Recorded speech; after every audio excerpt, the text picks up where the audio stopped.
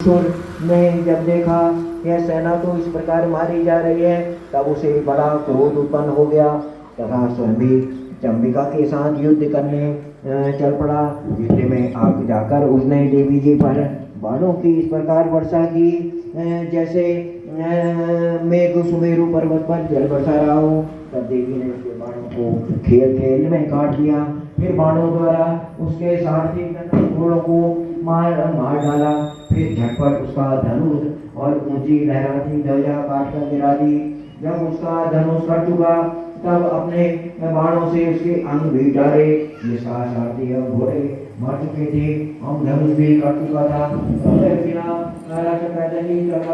डाल लेकर देवी की ओर दौड़ा। एक तलवार से सिंह पर जाते प्रहार कर दिया। फिर देवी जी के पांव में जाकर बड़े जोर से प्रहार किया। हे राजन, जो ही उसकी तलवार देवी जी की भुजा पर पहुंची, जो ही टूट गई। फिर तो असुर ने क्रोध से आंखें लाल लाल करके हाथ में त्रिशूल पकड़ लिया। बलशाली जी पर उस दैत्य ने वह शूल डाल दिया।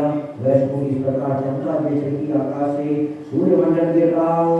देवी जी ने अपनी ओर आते हुए उस शूल को देखकर उस पर अपना शूल चला दिया, जिससे उस शूल के टुकड़े टुकड़े हो गए।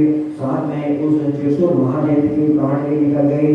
जब महिषासुर का बलवान सेनापति मर गया, तब देव शत्रु चामर हाथी पर सवार होकर पहुंचा। आते ही उसने अंबिका देवी पर प्रहार कर दिया। श्री देवी जी ने हुंकार मारा, उसे तेज कर दिया। अपनी शक्ति को गिराकर देकर चामर को बड़ा क्रोध आ गया। उसने शूल का प्रहार कर दिया। शूल को भी देवी जी ने बाणों द्वारा टुकड़े टुकड़े कर डाला। तब सिंह भी चलकर हाथी के मस्तक पर चढ़ बैठा। वे दोनों परस्पर लड़ते लड़ते हाथी के शरीर के प्रति पर आगे भयंकर प्रहारों से परस्पर युद्ध करने लगे। तब बड़े वेग से सिंह पर की ओर उछला। ऊपर आकाश से नीचे की ओर गिरते गिरते बंदूक की प्रहार से दैत्य चामर का सिर धड़ से अलग कर दिया। देवी जी ने युद्ध में उद्धव को मार डाला। फिर कराल को भी दांत मुका एवं चंद्र के प्रहार द्वारा मार गिराया। क्रोधपूर्ण देवी ने गदा की चोटों से उद्धव का पूरा कर दिया। धन्यवाद द्वारा वास्तव बाणों द्वारा अंदर एवं कामर को यमराज के धाम भेज दिया। तीनों नेत्रधारी परमेश्वरी ने उग्रास के उग्रवीर महाहनु नाम के दैत्यों को त्रिशूल द्वारा मार दिया। तलवार से विराट का सिर धड़ से अलग कर दिया। इन बाणों को बाणों द्वारा लंगोटी पहुंचा दिया। इस प्रकार अपनी सेना का नाश होते रहकर भैंसे का रूप बनाकर महिषासुर उन गणों को डराने लगा। कुछ एक गणों पर अपने रुद्रों से प्रहार किया, दूसरों पर घोड़ों से प्रहार करने लगा। कुछ को वेग द्वारा, कुछ को सेना द्वारा घूमने से, अन्यों को श्वास वायु द्वारा पृथ्वी पर गिराया। इस प्रकार गण सेना को गिराकर महेश सिंह की ओर रखा। जो ने सिंहों को मारने लगा, तब जगदम्बा को बड़ा क्रोध हुआ।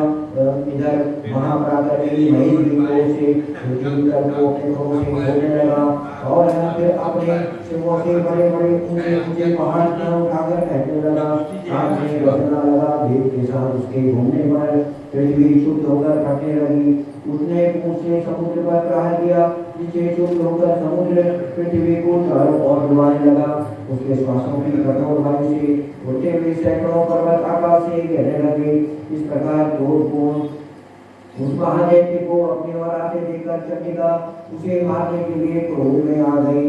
वो पिता चंडिका ने उसकी ओर पास फेंका, उसके द्वारा उस दैत्य को बांध लिया। तब तो उस महायुद्ध में बंधे हुए दैत्य ने अपना भैंस का रूप धारण किया, झटपट सिंह के रूप में आ गया। जो ही चंडिका उसका सिर काटने लगी, तब तो तलवार हाथ में लिए पुरुष दिखाई देने लगा। तब शीघ्रता से तलवार ढाल वाले उस पुरुष को अपने पांव से देवी ने गिर डाला। तब वह बड़ा हाथी हो गया। अपनी सूंड से उस महान सिंह को खींचा, फिर गर्जने लगा। और उसके खींचने समय अपने खंडक के द्वारा देवी ने उसकी सूंड को काट दिया। फिर वह महादेव ने भैंस के रूप में आ गया। इस प्रकार चराचर त्रिलोकी को सताने लगा। उस समय जगत माता चंडिका क्रोध में आकर फिर उत्तम मधुपान करने लगी। लाल लाल नेत्र करके हंसने लगी। वह दैत्य भी बल पराक्रम के मन में उन्मुख होकर गरजने लगा। अपने सिंहों से उठा उठाकर पहाड़ देवी की ओर कहने लगा। तब सुरापान के मत के कारण लाल लाल आंखों वाली चंडिका जी ने कुछ अस्त व्यस्त शब्दों में कहा, रे मूढ़, जब तक मैं मधुपान कर लूं तब तक तू क्षण भर के लिए बैठ ले। मेरे द्वारा संग्राम भूमि में तेरा पद हो जाने पर शीघ्र ही देवता भी गरजने लगेंगे। ऋषि बोले इस प्रकार देवी जी उड़कर उस दैत्य पर चढ़ गई। पांव दबाकर दैत्य के कंठ पर त्रिशूल से आघात किया। देवी जी के पांव से दबे हुए उस दैत्य ने अपने मुख से बाहर निकलने का प्रत्यक्ष दूसरे रूप से किया। अभी आधा निकला ही था कि देवी जी ने अपने पराक्रम द्वारा वहीं रोक लिया। आधा निकलकर भी उस दैत्य ने युद्ध करना आरंभ किया। तब देवी जी ने अपनी तीखी तलवार से उसका सिर काटकर नीचे गिरा दिया। दैत्य सेना हाहाकार करने लगी। तब उस सारी सेना को भी देवी जी ने नष्ट कर दिया। सभी देवता अत्यंत प्रसन्न हुए। दिव्य महर्षि के द्वारा देवता लोगों ने उस देवी की स्तुतियां की। गंधर्वराज गायन करने लगे, अप्सराएं नाचने लगी। या देवी सर्वभूतेषु प्रकृतिरूपेण संस्थिता नमस्तु नमस्तु नमस्तु नमस्तु।